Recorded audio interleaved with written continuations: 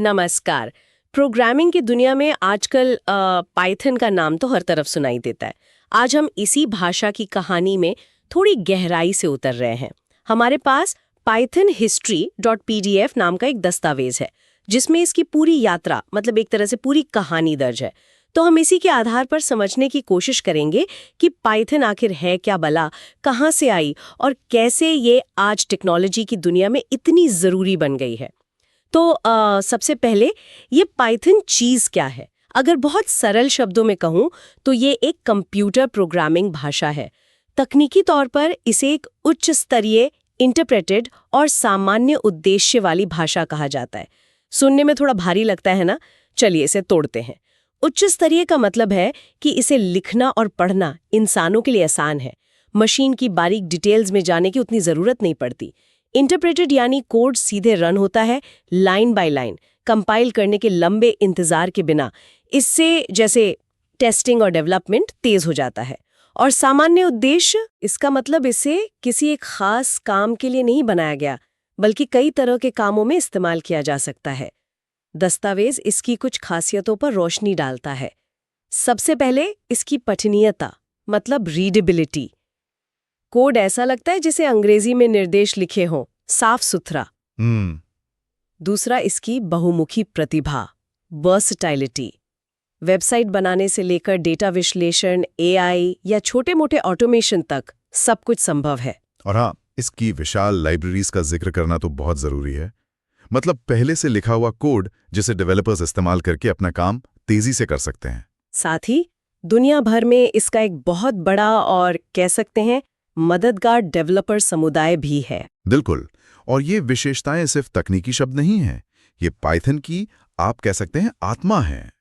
पठनीयता का सीधा मतलब है कि कोड लिखना, समझना और बाद में उसमें बदलाव करना आसान है।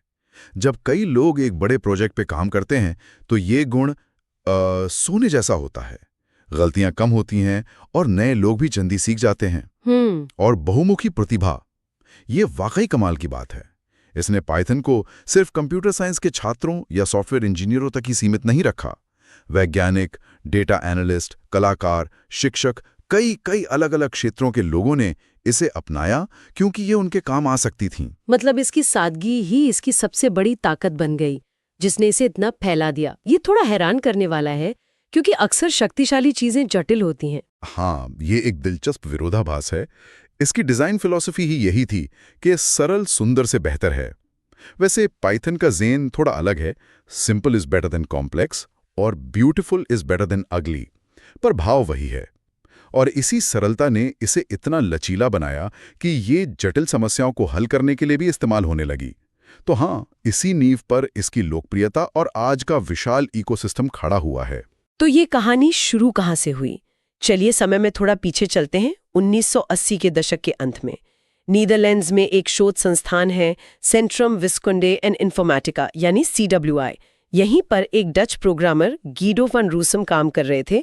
वो ABC नाम की एक भाषा पर काम कर चुके थे जो सिखाने के लिए बहुत अच्छी थी, पर उसमें कुछ कमियां थीं। जी। गीडो एक ऐसी भाषा बनाना चाहते थे जो ABC की खूबियों को ले, लेकिन ज्यादा शक्तिशाली और लचीली हो। उनका मुख्य लक्ष्य था उस समय की मौजूदा प्रोग्रामिंग भाषाओं की जटिलता को कम करना। वो चाहते थे कि कोड लिखना मजेदार हो, बोझ नहीं। और नाम पाइथन, ये कहाँ से आया? मुझे हमेशा लगता था कि शायद सांप से जुड़ा होगा। नहीं, बिल्कुल नहीं।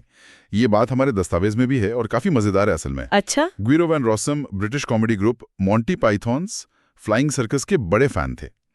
उन्हें अपनी नई भाषा के लिए कुछ अनोखा, थोड़ा चंचल और यादगार नाम चाहिए था, तो बस उन्होंने इसका नाम पाइथन रख दिया। कमाल है, ये तो मैंने सोचा ही नहीं था। खैर, उस दौर में प्रोग्रामिंग कैसी थी? क्या वाकई भाषाएं इतनी जटिल थीं? हाँ, काफी हद तक। देखिए, C और C++ जैसी शक्तिशाली भाषाएं थीं, लेकिन उनमें मेमोरी मैनेजमेंट जैसी चीजों का ध्यान खुद रखना पड़ता था। इससे गलतियों की संभावना बढ़ जाती थी। पास्कल जैसी भाषाएं थीं, सीखने के लिए अच्छी, पर शायद उतनी लचीली नहीं थी। ऐसे में गुइडो का पठनीयता और सरलता पर जोर देना एक नई सोच थी।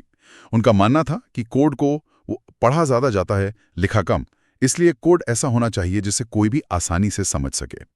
और यही सोच पाइथन के डीएनए का हिस्सा बन गई। और फिर आया पहला आधिकारिक कदम। जनवरी 1994 में पाइथन 1.0 रिलीज हुआ। इसमें क्या खास था? पाइथन 1.0 ने नींव रखी। इसमें मॉड्यूल्स का कॉन्सेप्ट था, जिससे कोड को अलग अलग फाइलों में बांटकर व्यवस्थित करना आसान हो गया। एक्सेप्शन हैंडलिंग आई, यानी प्रोग्राम में आने वाली अप्रत्याशित गलतियों को संभालने का तरीका।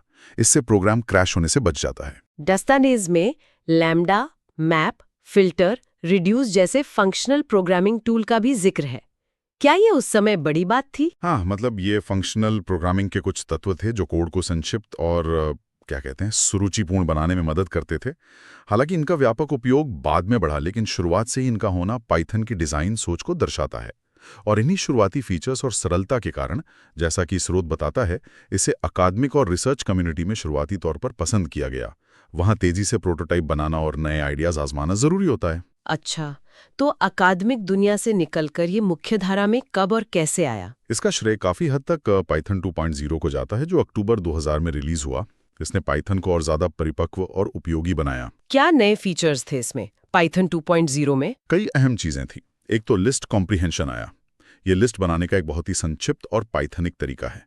इसे डेवलपर्स आज भी बहुत पसंद करते हैं। गार्बेज कलेक्शन सिस्टम को बेहतर बनाया गया, जो मेमोरी मैनेजमेंट को स्वचालित रूप से संभालता है। मतलब डेवलपर को इस सिरदर्द से मुक्ति मिलती है। सही। और शायद सबसे महत्वपूर्ण, यूनिकोड सपोर्ट जोड़ा गया। अच्छा, यूनिकोड, इसका क्या मतलब था? मतलब क्या असर हुआ इसका? यूनिकोड दुनिया भर की लगभग सभी भाषाओं के अक्षरों और सिंबल्स को संभालने का एक स्टैंडर्ड तरीका है।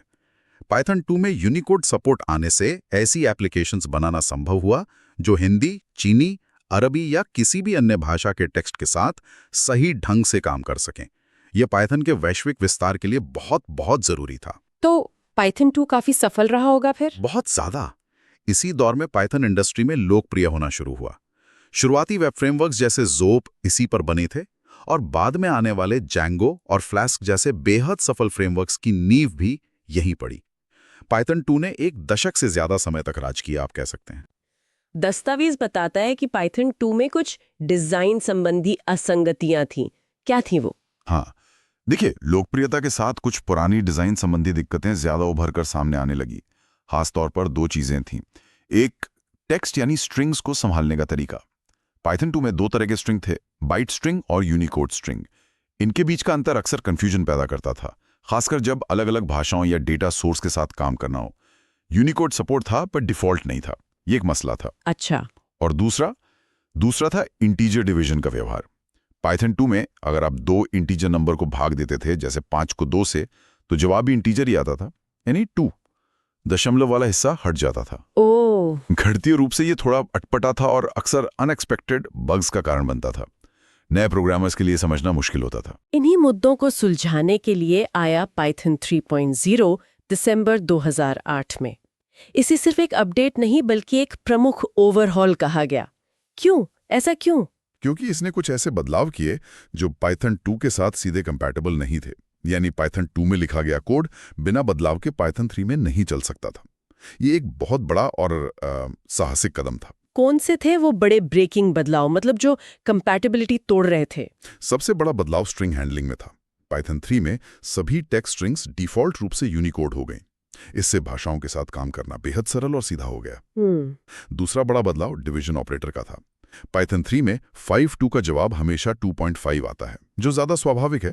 अगर आपको पुराना इंटीजर डिवीजन वाला व्यवहार चाहिए तो उसके लिए एक अलग ऑपरेटर, वो डबल स्लैश है, दिया गया। जानबूझकर कंपैटिबिलिटी तोड़ना, ये तो बहुत जोखिम भरा फैसला लगता है। डेवलपर समुदाय ने इसे कैसे लिया? क्या इससे अफरा तफरी नहीं मची?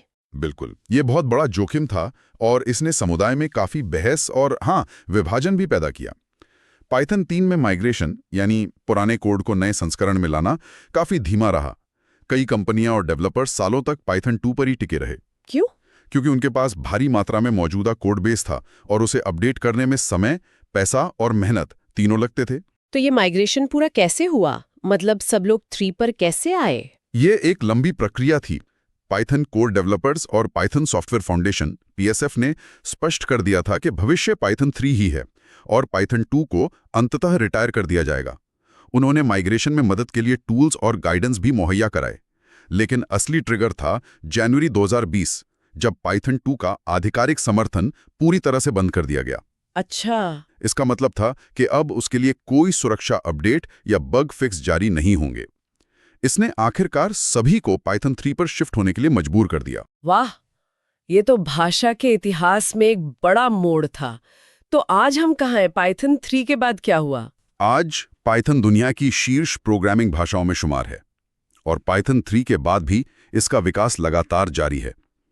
पाइथन सॉफ्टवेयर फाउंडेशन (PSF), जो एक गैर लाभकारी संगठन है और पाइथन के विकास और समुदाय का प्रबंधन करती है, नियमित रूप से नए संस्करण जारी करती है, जैसे 3.7, 3.8, 3.9, फिर 3.10, 3.11, 3.12 और आगे भी ये सिलसिला जारी है। और इन नए संस्करणों में क्या खास आ रहा है? कुछ नया? लगातार नई सुविधाएं जोड़ी जा रही हैं और प्रदर्शन में सुधार किया जा रहा है। उदाहरण के लिए दस्तावेज में जिक्र है टाइप हिंट्स का, जो पाइथन 3.5 से आए। Type hints? हाँ, ये कोड को ज्यादा स्पष्ट बनाते हैं और बड़ी परियोजनाओं में बग्स पकड़ने में मदद करते हैं। फिर F स्ट्रिंग्स आई पाइथन 3.6 से। इन्होंने स्ट्रिंग्स को फॉर्मेट करना, मतलब टेक्स्ट में वेरिएबल डालना, बहुत आसान और पढ़ने योग्य बना दिया। ये डेवलपर्स के बीच बेहद लोकप्रिय हुई। ये मैंने भी सुना है। ये कुछ जटिल कंडीशनल लॉजिक को लिखने का एक नया और शक्तिशाली तरीका प्रदान करता है। और परफॉर्मेंस का क्या? मैंने सुना है पाइथन थोड़ी धीमी भाषा मानी जाती थी। हाँ, ये एक आम धारणा रही है, खासकर C++ या जावा जैसी कंपाइल्ड भाषाओं की तुलना में। लेकिन हाल के संस्करणों, विशेषकर पाइथन 3.11 और 3.12 में गति यानी स्पीड को लेकर बहुत महत्वपूर्ण सुधार किए गए हैं। PSF और कोर डेवलपर्स का इस पर काफी ध्यान है ताकि पाइथन उन क्षेत्रों में भी बेहतर प्रदर्शन कर सके जहां गति महत्वपूर्ण है। तो आज पाइथन का इस्तेमाल कहाँ हो रहा है? वैसे तो आपने बताया कि हर जगह है, पर मुख्य रूप से कहाँ नहीं हो रहा है, ये पूछना ज्यादा सही होगा शायद।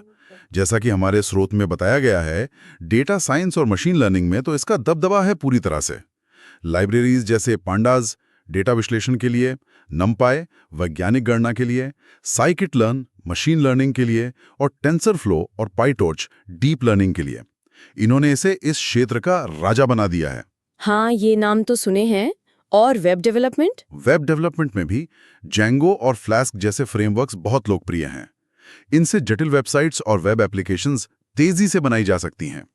इनके अलावा ऑटोमेशन, मतलब रोजमर्रा के कामों को स्वचालित करना, नेटवर्क प्रोग्रामिंग, वैज्ञानिक कंप्यूटिंग, यहाँ तक कि गेम डेवलपमेंट के कुछ हिस्सों में और सिस्टम एडमिनिस्ट्रेशन में स्क्रिप्टिंग के लिए भी इसका बड़े पैमाने पर इस्तेमाल होता है। तो अगर हम पूरी कहानी को देखें, एक शोध संस्थान के प्रोजेक्ट से शुरू होकर आज दुनिया की सबसे प्रभावशाली भाषाओं में से एक बनने तक का सफर, क्या चीजें हैं जिन्होंने इसे यहाँ तक पहुँचाया आपकी नज़र में? मेरे ख्याल से कुछ मुख्य बातें हैं। पहली, वही मूल फिलॉसफी, सरलता और पठनीयता। इसने इसे सीखना और इस्तेमाल करना आसान बनाया। दूसरी, इसकी जबरदस्त बहुमुखी प्रतिभा, जिसने इसे अलग-अलग क्षेत्रों में फैलने दिया। तीसरी, इसका विशाल और मददगार समुदाय और समृद्ध लाइब्रेरी इकोसिस्टम। डेवलपर्स को लगभग हर काम के लिए बनी बनाई लाइब्रेरी मिल जाती है, जो बहुत बड़ी बात है। और शायद वो मुश्किल लेकिन जरूरी फैसला, पाइथन 3 वाला बदलाव, क्या वो भी एक कारण है? हाँ, वो भी। उस साहसिक कदम ने भाषा को भविष्य के लिए तैयार किया, भले ही, जैसा मैंने कहा, अल्पकालिक दर्द सहना पड़ा। यह इसकी अनुकूलन क्षमता यानी अडेप्टेबिलिटी को दिखाता है। यह दर्शाता है कि पाइथन समुदाय और डेवलपर्स सिर्फ वर्तमान पर नहीं, बल्कि भविष्य पर भी नजर रखते हैं। तो संक्षेप में, पाइथन की कहानी सिर्फ एक भाषा के विकास की कहानी नहीं है, बल्कि यह सरलता की शक्ति, समुदाय के महत्व और समय के साथ बदलने की हिम्मत की कहानी है। बिल्कुल सही कहा आपने। ये सीखना आसान है, इसलिए शुरुआती लोगों के लिए बढ़िया है। लेकिन ये इतनी शक्तिशाली और लचीली है कि गूगल, नेटफ्लिक्स, नासा जैसी बड़ी कंपनियां भी इसका बड़े पैमाने पर इस्तेमाल करती हैं। ये संतुलन ही इसकी स्थायी अपील का राज है। तो अंत में हमारे श्रोताओं के लिए एक विचार। स्रोत का निष्कर्ष भी इसी ओर इशारा करता है। पाइथन की पूरी यात्रा उसकी अनुकूलन क्षमता और समुदाय संचालित विकास का प्रमाण है। भविष्य में जहां टेक्नोलॉजी और तेजी से बदलेगी, नई भाषाएं आएंगी, नई चुनौतियां होंगी, क्या पाइथन का सरलता और बहुमुखी प्रतिभा वाला मूल मंत्र ही इसे प्रासंगिक बनाए रखने के लिए काफी होगा? क्या यही सादगी जो इसकी शुरुआत थी, अंततः इसकी सबसे टिकाऊ ताकत साबित होगी? ये सोचने वाली बात है।